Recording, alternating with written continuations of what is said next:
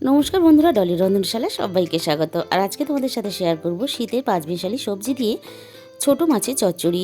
রেসিপিটা ভালো লাগলে অবশ্যই একটা লাইক করো আর প্রচুর প্রচুর শেয়ার করো। এখানে আমি কিছুটা কাচকি মাছ খুব ভালোভাবে ধুয়ে পরিষ্কার করে নিয়েছি আর সবজিগুলো কেটে নিয়েছি।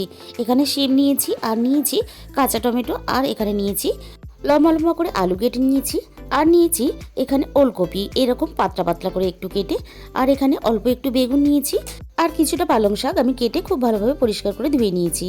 কড়াইয়ের মধ্যে আমি প্রথমে খুব ভালোভাবে তেলটা গরম করে নিয়ে তেলের মধ্যে দিয়ে দিলাম অল্প একটু হলুদ গুঁড়ো আর দিয়ে দিলাম স্বাদ মতো লবণ। এবারে আমি তেলের মধ্যে কাচকি মাছগুলো দিয়ে দিলাম। কাচকি মাছগুলো আমি হালকা হাতে নাড়াচাড়া করে ভেজে নেব। এই মাছ কিন্তু খুব বেশি নাড়াচাড়া করলে একেবারে ভেঙে গুঁড়ো হয়ে যাবে। মাছগুলো আমি এখানে মুচমুচে করে ভেজে নেওয়ার পরে এই মাছগুলোকে কড়াই থেকে তুলে নেব।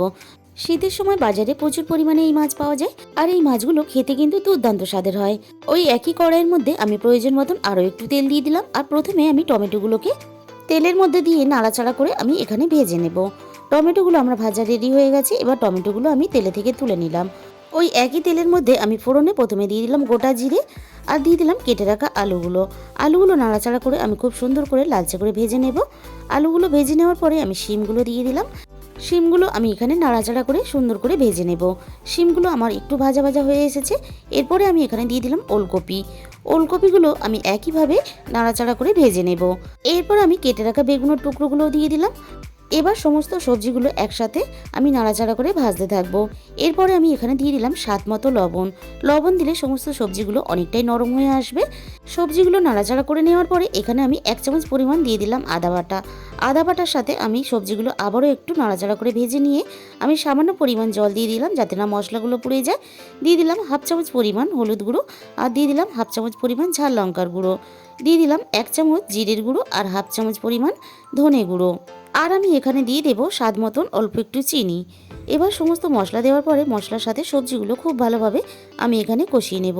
মশলার সাথে সবজিগুলো কষিয়ে রেডি করে নেওয়ার পরে আমি কেটে রাখা পালং শাকগুলো দিয়ে দিলাম। সবজির সাথে আমি পালং শাকগুলো হালকা হাতে মেশাতে থাকবো, আর তরকারিতে আমি কোনো এক্সট্রা জল ব্যবহার করব না। পালং শাক থেকে যে জলটা বের হবে সেই জলে কিন্তু আমি সবজিগুলো সিদ্ধ করে নেব। 10 মিনিট পরে ঢাকা খুলে চেক করে নেব। দেখো এখানে কিন্তু সমস্ত সবজিগুলো খুব ভালোভাবে সিদ্ধ হয়ে গেছে। এবারে আমি ভেজে রাখা টমেটো মাছগুলো তরকারির মধ্যে দিয়ে দেব। শীতের সবজি দিয়ে এইভাবে ছোট মাছ দিয়ে একবার হলেও তোমরা চচ্চড়ি বানিয়ে বা তরকারি বানিয়ে খেয়ে দেখো, অসম্ভব সুন্দর খেতে লাগে। তরকারিটা আমার এখানে রেডি হয়ে গেছে।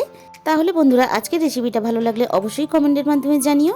এরকম নতুন নতুন অনেক রেসিপি পেতে অবশ্যই আমার চ্যানেলটাকে সাবস্ক্রাইব করে নিও। আজকে তাহলে এই পর্যন্ত।